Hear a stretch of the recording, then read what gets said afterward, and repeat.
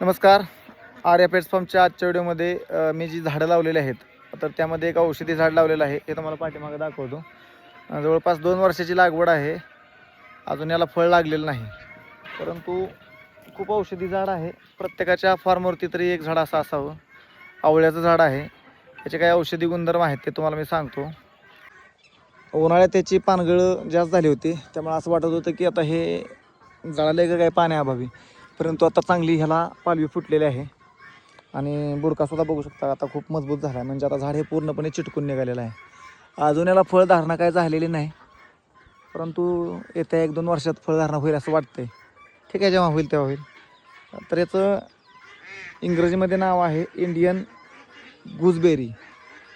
याला हिंदीमध्ये आमला म्हणतात आणि मराठीत आवळा.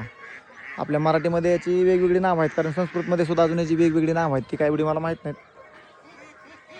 तर याचं भरपूर फायदे आहेत. याच्यामध्ये विटॅमिन सी भरपूर असतं. तर विटॅमिन सी जे आहे हे रोगप्रतिकारक क्षमता वाढवतं. यामुळं पचन सुधारतं. केसांसाठी सुद्धा विटॅमिन सी खूप चांगलं आहे.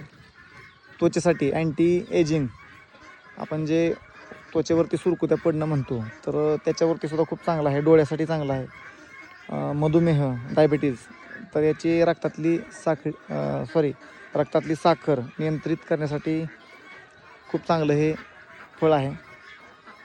तर आपण याचं सेवन करू शकता. ताजा आवळा खाऊ शकता. त्याचबरोबर आवळ्याचा रस, आवळ्याचा चूर्ण, आवळ्याचा मुरंबा, आवळ्याचं लोणचं, तर असं वेगवेगळ्या पद्धतीने खाऊ शकता. तर असं प्रत्येकानं आपापल्या फार्मवरती, घराभोवतानी किंवा जिथं आपल्याला जागा मिळेल, मुंग्या पडायला लागल्या अंगावरती सगळ्या, तर जिथं आपल्याला जागा मिळेल अशा ठिकाणी आपण एक झाड नक्की लावावं. मी हे एक झाड लावलेलं आहे आणि दुसरा राय आवळा असतो, तर तो पण मी लावलेला आहे. ते 2 झाडं आहेत माझ्याकडे, म्हणजे 3 आवळे लावलेले आहेत मी.